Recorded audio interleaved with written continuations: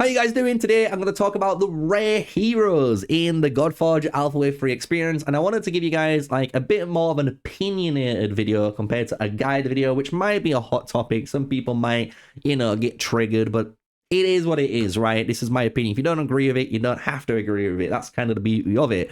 But what I'm going to talk about is the different rare heroes, and I'm going to do the same thing for epics and legendaries, and you can kind of see where this is going to go down the road. Because the thing is, I think the hero pool is sick. I actually love the hero pool that you get in the rares, especially for the Alpha Wave 3 and for Godforge. I think a lot of the rare heroes provide quite a lot to the table, which is quite nice for early game progression. But I do feel like there's certain heroes, like we've got on screen here. Vateless as a really good one, Minotaur being another good one as a hero. Dagonet starting to kind of feel like he's gonna fulfill the same position, where we've got heroes that are really cool, really cool, but I just feel like their kits don't really feel maybe like the hero, or I feel like the kit is going off topic too quickly. And what I mean by that is, if we go to an example like Scary and we look at her kit, you'll notice all three abilities are kind of like this Triforce. It's kind of like this trifecta that each one basically work perfectly with each other, where our basic ability attacks one enemy 2 times, 25% chance to place a freeze. Nice and simple. A2, attack 3 enemies, have a 50% chance to place freeze on each target for 1 turn. Nice and simple. And then the ultimate says we can speed down the enemies, and if they're frozen, we get a speed down 2 on the enemies for 2 turns. So you can kind of see already, this all synergizes quite nicely together, and it makes sense. You can kind of see the same with our Lady Shock. Lady Shock does a stack of bleed, nice amount of damage, and when you kill them, you place bleed on the next target. Here, you attack all enemies with more bleed chances, and then here, you attack all enemies too with a speed up buff, and if you kill anyone, you get to reduce your cooldowns, so again, you can try and get more bleed going. So you kind of see, with the starter heroes, Scary is another one, Maria is another good one, which can showcase this. Their kits all kind of synergize together. But I think when it comes to these other heroes, like I was going to showcase Minotaur being the first one, I just feel like the Minotaur could be built differently. I'm going to be honest. I feel like the Minotaur has 2 different heroes in the kit, and I think you could just split them up and make 1 hero each, because the thing is, the Minotaur has a 35% chance to place 1 stack of bleed. That's kind of terrible, right? We have better chances to place more stacks of bleed just with a basic skill without any extra requirements. Because if you have Stalwart on the Minotaur, you get to place 2 stacks of bleed instead for 35%. And again, if you're wondering, our ultimate is able to place Stalwart and Retaliate in order to try and get this going and working. But the thing is, again, if we compare that to like Vateless here, he just gets a 40% chance to place 2 stacks of bleed. Like, it's as simple as that. No requirements, no nothing. He doesn't need Stalwart to do it. He doesn't need this or that. And he gets more chance. He gets 5% more chance. So I hope they look at stuff like this, because I think this is a big issue and a bit of an inconsistency that I'm starting to see with just some of the rare heroes. And this can maybe go across epic and legendaries too, but we're going to be going kind of down this road in this video. Because when you look at, obviously, the Minotaur's second skill, we place accuracy up, and then we're stunning enemies.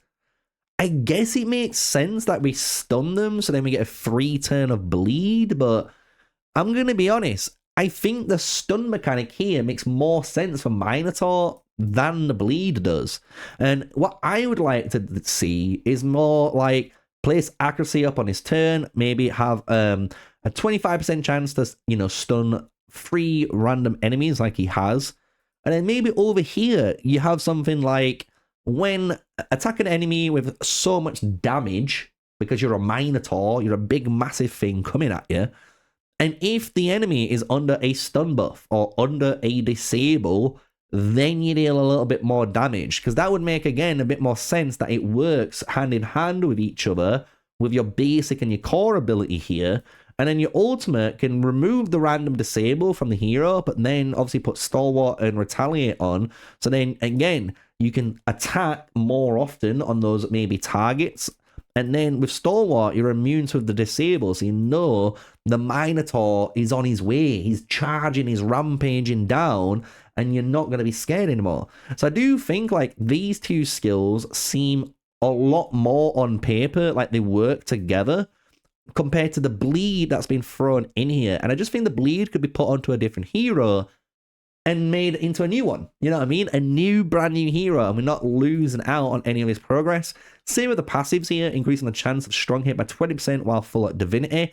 That on its own is a passive that you can put onto another hero, because then it also says you increase the chance by 5% per stack of bleed. So this again is a really powerful bleed-based damage, you know, hitter, if you put it on the right bleed target. But I just don't think, I don't know, to me it just doesn't feel like it fills the flavor of the Minotaur. The same thing is kind of with our good friend Shinigami. And I'm going to be honest, Shinigami, before anyone thinks I'm hating on him, I'm not. I actually think this is one of the greatest rares in the game. I love him. I think he looks amazing. I think what he provides to the team is also amazing, and people are underlooking what he's able to do. But he is, at the end of the day, more of a star challenger as well. So he's very good at clearing multiple floors with multiple stars, sitting in those 2 stars. And the thing is, when you look at this hero, it's kind of in the same boat. And that's because we get to attack an enemy 2 times, and each has a chance to destroy the maximum HP, which is kind of cool. And when you look at his ultimate, you have a chance again to kind of like place Curse and Drain onto the target, which is really cool. So this is reducing incoming healing and chance to block Revive when killed. And then the Drain is obviously when you deal damage, you get to do more damage. The thing is, what makes it a bit weird is this. The fact that you get to place Defense down 1 onto targets, and when you awaken the hero, you're able to actually put Stealing Phoenix, and you're able to place Hex 1 onto the target. So he becomes this absolute crazy debuffer, because he can place like a ton of debuffs, which is kind of sick as that role. But I just don't think it's flavorful for him. I don't know. I don't know what it is. I feel like, for me, when it comes to this ultimate, I think what you should be doing is, obviously we're attacking enemies and we're destroying their maximum HP by 5% for the damage inflicted. And here on ultimate, we attack one enemy with this, and it increases the damage inflicted by 3%.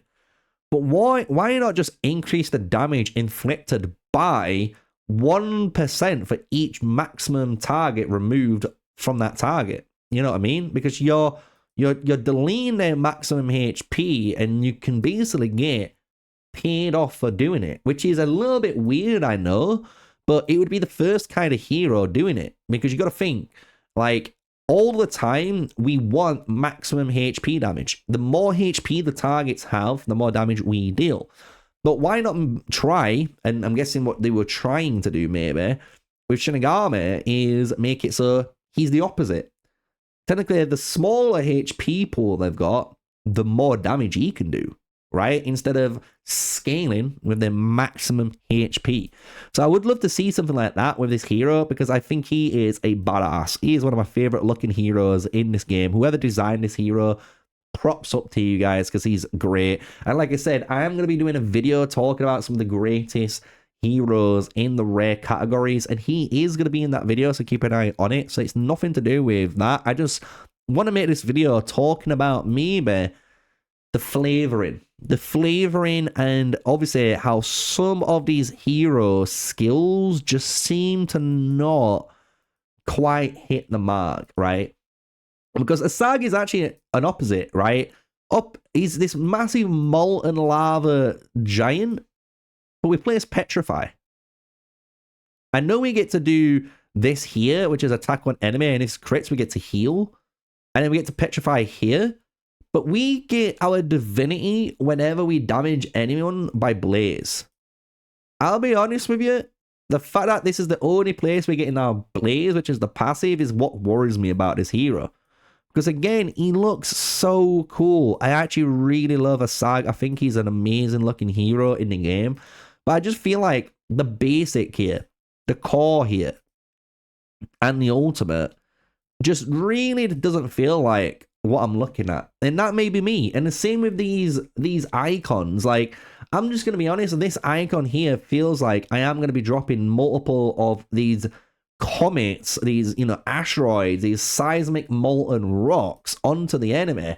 And that's going to do some big damage and maybe a splash damage to the left and right of that unit. While my ultimate is raining down tons of these meteorites to kill people, but I'm petrifying them, you know? Like, I don't know what it is. Maybe it's just me, or you know, being a bit too crucial. But I hope like the team watch this video. I know Simon will watch this video hopefully and understand the point I'm trying to make here. It's nothing to do with these heroes being bad. I think these heroes are actually good and I think they're great. But I just think when it comes to the abilities they've got, and especially how they look and how the abilities are drawn in these skills, I don't think it's right. Do you get what I mean? It doesn't feel right. If we look at Guan Yu, it's quite the opposite, right? Guan Yu has this giant AoE on his A2, and you can kind of get the feel that's what's going to happen just from this skill icon. And when you click on it, it does that. And when you look at all of his skills, you'll notice here he's applying his Drain 2 on his like core ability. But then here on his basic, if he's able to place that drain, is getting that damage out, right? So you can see how these two skills work together. And this is a single target skill, and you can kind of guess that from just the icon. This icon showcasing these rain down things. You can see attack all enemies, attack 2 random enemies afterwards. If the enemy is defeated, get an initiative up 2. Again, you can see that kind of showcases it in the icon. So I feel like when it comes to Guan Yu, when it comes to Shock, when it comes to Ramses, when it comes to Tristan, a really good example too, and Isolde, I think all of these heroes, and Skade, and even Ankh, I think Ankh's done this really good too. I think all of these heroes, when you look at their skills, what they do, what their abilities look like, and who they are, I think it completes a full picture. But I do think there's some heroes like Minotaur and so on that are in the game that have got some really cool abilities, some really cool kits that they've got, but I just don't feel like they hit the mark. You know what I mean? I just don't think that it's their kit. I think it's someone else's kit that could be used in the future for a new hero, for example. And we can tweak these 1 or 2 different little ability changes on this hero and get a more fitting character, because I was a little bit disappointed to see that my Minotaur wasn't charging. Like, I'm expecting this Minotaur, if I'm playing a fantasy game and I'm going against the Maze Runner beast that everyone knows about, and I turn that corner and there's a Minotaur there, I'm kind of wanting this thing to run at me and be absolutely terrifying like it does there. I want the animation of the raw, and then he just runs at you, and you're scared for your life because his Minotaur is about to trample you down.